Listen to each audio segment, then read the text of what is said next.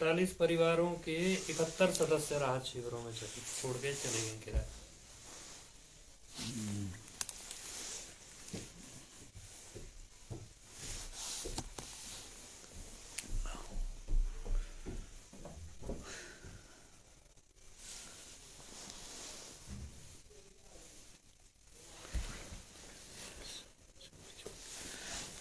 सुबन भाई सोहन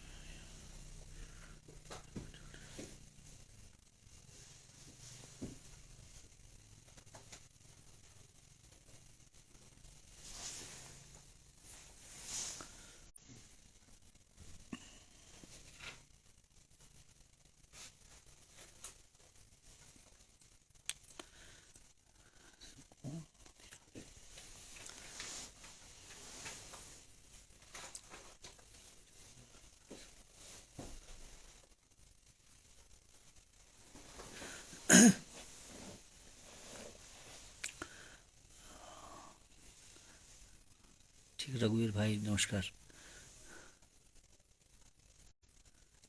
नमस्कार अक्की जी। सलाम प्रभात भाई।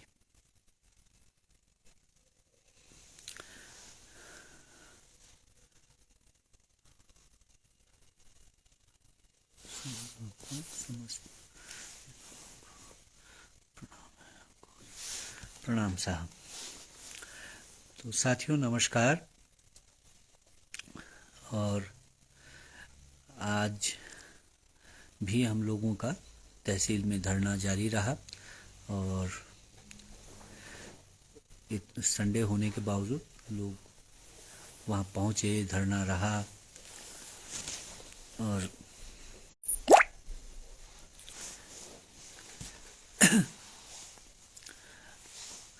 लेकिन जो है ये ज़रूर है कि प्रशासन का पिछले 2 दिनों में हम देख रहे हैं कि चाल जो है और सुस्त हुई है। बहुत सारे जो अधिकारी यहाँ कैंप किए हुए थे, चाहे वो जिलाधिकारी हों, सीडीओ हों, एडीएम हों या अन्य जो तहसीलों से या अन्य जगहों से जो कर्मचारी यहाँ अतिरिक्त ड्यूटी पर लगाए गए थे, उनमें से अधिकांश जो है अब नदारद हैं, दिखाई नहीं दे रहे हैं। तो या तो प्रशासन ने सब कुछ काम निपटा लिया है, सब कुछ तय कर लिया है, या फिर जो है कुछ दिनों का उन्होंने अवकाश लिया है। और इससे जो है लोगों की लेकिन शिकायतों में और ज़्यादा बढ़ोतरी हो गई है, क्योंकि लोगों की सुनवाई कम हो गई है। और इसको लेकर के हम लोगों ने आज तहसील में ये बात रखी भी कि अगर प्रशासन जो है ऐसा ही ढीला ढाला बना रहता है तो फिर हमको अपने आंदोलन में उसकी दिशा को फिर से बदलना होगा या कुछ अन्य कार्यक्रम हाथ में लेने होंगे। जिसमें हमने कहा है कि अगर ऐसे ही चलता रहा तो हमको तहसील में तालाबंदी भी करनी पड़ सकती है, क्योंकि जब वहाँ कोई काम नहीं हो रहा है तो फिर उसके चलने का कोई अर्थ नहीं है। तो ये भी हमने आज चेतावनी दी है कि अगर जो है सोमवार तक जो है प्रशासन और प्रशासनिक जो अमला है वहाँ दोबारा से सक्रिय नहीं होता है तो हमको ये कार्यवाही भी आंदोलन में करनी पड़ेगी। बाकी जो है आज शाम को 2 बैठकें जोशीमठ में हुई हैं और एक में तो मैं खैर बहुत थोड़ी समय के लिए ही रह पाया। जो होटल एसोसिएशन के लोगों की मीटिंग थी उन्होंने भी मुझे आमंत्रित किया था, तो वहाँ अपनी बात कह करके मुझे निकल जाना पड़ा, क्योंकि यहाँ दूसरी मीटिंग संघर्ष समिति की चल रही थी। तो उसमें रहा 1-2 घंटा वो मीटिंग चली है। उसमें बहुत सारे सवालों पर, मुद्दों पर चर्चा हुई है। और क्योंकि लोगों की बहुत तरह की आशंकाएं हैं, बहुत तरह की चिंताएं हैं, और सरकार की तरफ से क्योंकि अभी तक कोई स्पष्ट नीति, कोई स्पष्ट निर्देश किसी भी संदर्भ में, चाहे वो विस्थापन का सवाल हो, चाहे वो पुनर्वास का मामला हो, या लोगों को अस्थायी तौर पर कहीं शिफ्ट करने का मामला हो, या मुआवजे का मामला हो, जो लोगों का नुकसान हो रहा है रोज, उस नुकसान की भरपाई का मामला हो, भूमि के मूल्य का सवाल हो, या जो घर के मूल्य का सवाल हो, उस पर कोई भी स्पष्ट नीति नहीं दिखाई दे रही है। तो अब तो ये लग रहा है कि प्रशासन जो है सारी स्थिति को सामान्य बना देने की, मतलब सामान्य तो है नहीं, स्थितियां तो असामान्य ही हैं, लेकिन वो अपने प्रचार तंत्र के माध्यम से और लगातार अपनी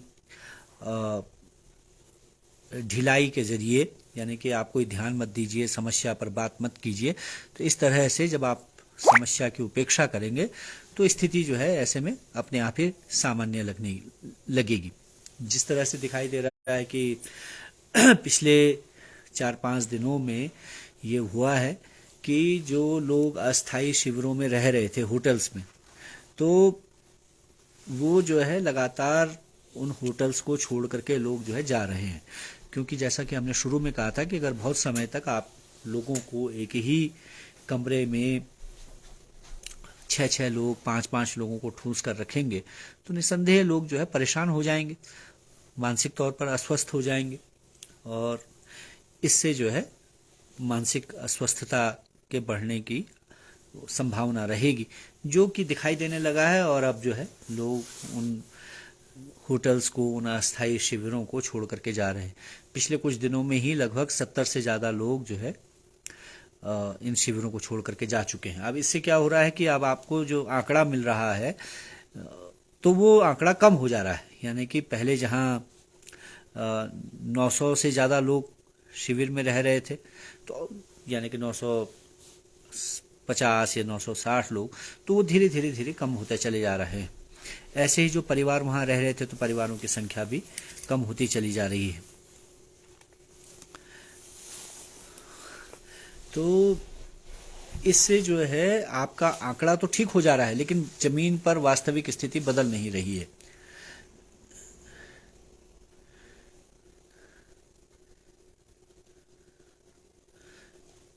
और जो है यहाँ उसमें जो डेली बुलेटिन है उसमें है तो सही इसका जिक्र कि जो लोग किराए पर चले गए हैं, तो लेकिन आप इस तरह से अगर लोगों को इस बात के लिए मजबूर करते हैं कि वो जो है अपनी व्यवस्था स्वयं करें, जबकि आप उसके लिए जो है अतिरिक्त से पैसा नहीं दे रहे हैं, जो कि हमने शुरू में कहा था कि आप लोगों को 5 लाख रुपए तक दे दें ताकि जो है लोग स्वयं अपनी व्यवस्था कर लें, है ना। आपने जो है कहा हमसे कि हम 2000 4,000 प्रीफैब हट बना लेंगे और उसमें लोगों को शिफ्ट करेंगे, तो उसमें भी कोई प्रगति नहीं दिखाई दे रही है। अब अगर आप शहर से दूर कहीं प्रीफैब बना भी लेंगे 2-4-5, तो वहाँ इतने लोगों को एकोमोडेट कैसे करेंगे, और उनके लिए जो है स्कूल के खुलने पर उनके बच्चे स्कूल कैसे जाएंगे, क्योंकि अधिकांश जो लोग हैं उनके बच्चे तो यहीं जोशीमठ में पढ़ते हैं, और इसको लेकर के लोगों में चिंता होने लगी है।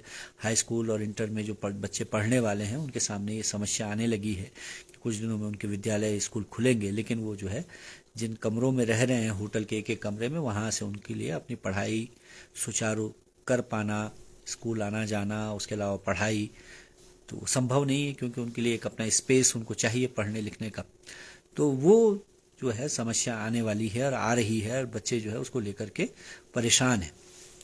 तो और कुछ जगहों तो स्कूल्स में ही शिविर बने हुए हैं, तो वहाँ कैसे लोग स्कूल खुलेगा, क्योंकि यहाँ तो शिक्षा विभाग के आदेश आ गए हैं कि स्कूल पहले की तरह ही जैसे खुलते थे वैसे खुलेंगे। लेकिन ऐसे में कि जब स्कूल्स को आपने जो है इस तरह के केंद्र बनाया हुआ है राहत शिविर जैसा, तो वहाँ फिर बच्चे कैसे पढ़ पाएंगे। और ये समस्या कल परसों में आई भी है, एक जगह लोगों को खाली करने के लिए कहा भी गया, तो हमने यही कहा था कि लोगों को खाली करने से पहले आप विकल्प दीजिए, उनको कहीं अन्य जगह पर जो है जाने का विकल्प पहले मुहैया कराइए, फिर आप जो है जाने को कहिए। तो ये एक वो है। होटल एसोसिएशन की भी आज मीटिंग हो रही थी, तो उसमें भी मैंने ये बात कही है कि हम लोगों ने सरकार के सामने ये सुझाव रखा था कि आप जो है जो केंद्र सरकार की रिहेबिलिटेशन पॉलिसी है 2007 वाली, उसमें जो है यहाँ की व्यावसायिक स्थिति को और यहाँ के भौगोलिक स्थिति के मद्देनज़र जो है उसमें सुधार करते हुए और उस नीति के अनुसार नीति बनाएं। लेकिन अभी तक उसमें कुछ दिखाई नहीं दे रहा है। केवल ये जरूर दिखाई दे रहा है कि एक बयान आया है जिसमें कहा गया कि हम जोशीमठ के लिए एक अलग से नीति बना रहे हैं, लेकिन वो नीति क्या है, उसमें क्या होने वाला है, क्या हो रहा है, उसकी अभी कोई चर्चा नहीं है, ना उस पर कोई ड्राफ्ट अभी बाहर आया है। वो ड्राफ्ट आता तो हम उस पर चर्चा करते, हमको ठीक लगा नहीं लगा। तो शाम वाली मीटिंग में भी जो संघर्ष समिति की मीटिंग हुई है उसमें भी बहुत सारे सवाल निकले हैं, लेकिन मुख्यतया भूमि के मूल्य को लेकर के और मकान के रेट को लेकर के उसमें बात हुई है, जिस पर कि लोगों ने सुझाव दिए हैं। वो सुझाव कमेटी के सामने रखे जाएंगे। अब वो कितने माने जाते हैं नहीं माने जाते वो एक अलग सवाल है। तो असमंजस की स्थिति बनी हुई है। यहाँ तक कि जो है सरकार ने जितने वैज्ञानिकों को यहाँ लगाया और उन्होंने जो जांच की, उन्होंने अपनी रिपोर्ट दे दी, लेकिन उस रिपोर्ट का भी कोई खुलासा नहीं है कि उस रिपोर्ट में क्या कहा गया है, क्या नहीं कहा गया है। अभी मीटिंग में लगातार लोग ये सवाल पूछते रहे कि सरकार कह रही है एक तरफ की 30% 40% इलाका प्रभावित है और दूसरी तरफ कह रही है कि जो है वो 70% ठीक है। तो ये जो कंट्राडिक्शन है ये कैसे ठीक होगा? अगर जो है ये पहाड़ का इलाका है, अगर इसमें 40% शहर जाता है तो बाकी कैसे सुरक्षित रहता है? क्योंकि हम तो देख रहे हैं कि दूसरा इलाका भी, तीसरा इलाका भी पूरा भूस्खलन से प्रभावित है। तो कैसे आप इस बात को निश्चित करेंगे, तय करेंगे कि कौन सा इलाका सुरक्षित रहने वाला है? और अगर ऐसा कुछ वैज्ञानिकों ने कहा है, इस बारे में कोई स्पष्ट कोई उनकी धारणा है या कोई स्पष्ट उन्होंने जो है वैज्ञानिक खोजबीन के बाद कुछ नतीजा निकाला है, तो लोगों को बताया जाना चाहिए ताकि लोगों के मन में जो संदेह है, आशंका है, वो दूर हो सके। क्योंकि लोग तो अपने हिसाब से अनुमान लगाएंगे। जब आप सीधा सीधा साफ साफ लोगों को नहीं बताएंगे तो लोग तो अपने अनुमान लगा रहे हैं। लोग कह रहे हैं कि हमको रातों को नींद नहीं आ रही कि अब हमारे घर का क्या होगा या हमारे शहर का क्या होगा। ये सारी आशंकाएं हैं। तो कौन सा इलाका सुरक्षित रहने वाला है या जो नहीं भी रहने वाला है उसको हम कैसे सुरक्षित करेंगे? क्या उसमें वैज्ञानिक प्रणाली है, क्या उसका तरीका है? ये तो आपको लोगों के सामने रखना चाहिए। लेकिन बजाय आप जो है तथ्यों को, आंकड़ों को, वस्तु स्थिति को लोगों के सामने साफ साफ रखने के, आप उनको छुपाने में ज़्यादा भरोसा कर रहे हैं। आप सोच रहे हैं कि जो है मीडिया में चीज़ें नहीं आएंगी, अखबार में नहीं आएंगी, टीवी मीडिया नहीं दिखाएगा तो चीज़ें दब जाएंगी, नहीं है ना। यहाँ तो क्योंकि लगातार एक आंदोलन है और उसके जरिए जो है मीडिया तक, चाहे वो एक सीमित दायरे में है, वो बात जा रही है और वो बात जाएगी भी। और हमने तो लगातार इस बात को कहा है कि जब तक जो है अंतिम फैसला नहीं होता, लोगों के साथ अंतिम व्यक्ति तक जो है जब तक न्याय नहीं होता, तो ये लड़ाई जारी रहेगी। तो ये लड़ाई जारी रहेगी और अगर आप छुपाएंगे भी तो आज नहीं तो कल जो है ये दुनिया तक, देश तक ये बात जाएगी ही जाएगी। तो इससे बेहतर ये है कि आप आंकड़ों को, तथ्यों को, वैज्ञानिक अध्ययनों को लोगों को बताएं, स्थिति को स्पष्ट करें, अपनी नीति को स्पष्ट करें। अन्यथा जो है ये जो धैर्य लोगों का है वो धीरे धीरे चूकने लगेगा। और परसों भी जो है इसको लोगों ने दिखाया। 27 तारीख जनवरी को एक बड़े प्रदर्शन के जरिए लोगों ने अपनी भावना व्यक्त की है कि इस पूरे पैनखंडा ब्लॉक की जनता जो है, पैनखंडा क्षेत्र की जनता इस आंदोलन के साथ अपने आप को संबद्ध मानती है, इसके समर्थन में है और वो जोशीमठ को बचाने के लिए संकल्पबद्ध है। तो ये लोगों ने दिखाया है। तो इसका संदेश सरकार को गंभीरता से लेना चाहिए। लोगों के धैर्य की परीक्षा नहीं लेनी चाहिए, क्योंकि एक इतने से छोटे से शहर में और एक छोटे से ब्लॉक में और एक कॉल पर, कोई बहुत मेहनत हम लोगों ने नहीं की थी, उसके बावजूद जो है लोग केवल अपील करने पर ही फेसबुक के माध्यम से या व्हाट्सएप के माध्यम से और इतने सारे लोग सड़क पर आ गए। तो इसके संदेश को समझा जाना चाहिए। हमने उस दिन भी कहा है 27 तारीख को कि अगर जो है यही रवैया रहा तो हम मेहनत करके फिर गांव-गांव जाएंगे तो फिर ये संख्या बढ़ भी सकती है। हम पूरा ब्लॉक जो है जोशीमठ के साथ खड़े होने के लिए, उनकी भावना यहाँ है। और क्योंकि जोशीमठ के लोगों ने भी इस पूरे ब्लॉक में जितने गांव हैं, लोग उनके साथ खड़े रहे हैं उनके सुख दुख में, तो निश्चित तौर पर वो गांव वाले भी हमारे साथ खड़े हैं और वो कल फिर अगर हम बुलाएंगे तो आएंगे। तो इस बात को समझना चाहिए सरकार को कि इस लड़ाई को, इस समय में, इस आपदा के समय में इसको आर पार के लड़ाई में बदलने से बचना चाहिए और बजाय इसके लोगों का सहयोग लेते हुए इस आपदा से निपटना चाहिए। और ये पूरा शहर इससे प्रभावित है और पूरा नगर इससे प्रभावित है। और हम ये लगातार, हमने आज भी उस मीटिंग में कहा और बार बार हम अपने वक्तव्य में भी तहसील में कहा कि हम तो ये मानते हैं कि पूरा नगर इससे प्रभावित है और पूरे नगर के लिए सरकार को प्लान बनाना चाहिए। पूरे नगर के लिए जो है मुआवजे और उनके भविष्य के संदर्भ में नीति बनानी चाहिए, क्योंकि ये बिल्कुल तय है कि अगर आज शहर का एक हिस्सा जाएगा तो 6 महीने बाद, 5 महीने बाद या कुछ समय बाद दूसरे हिस्से को भी प्रभावित होना ही होना है। इसलिए पूरे नगर के हिसाब से, पूरे नगर के लोगों के हिसाब से आपको तय करना पड़ेगा, नीति बनानी पड़ेगी। अगर आप नहीं बनाएंगे तो फिर इसमें संघर्ष होगा।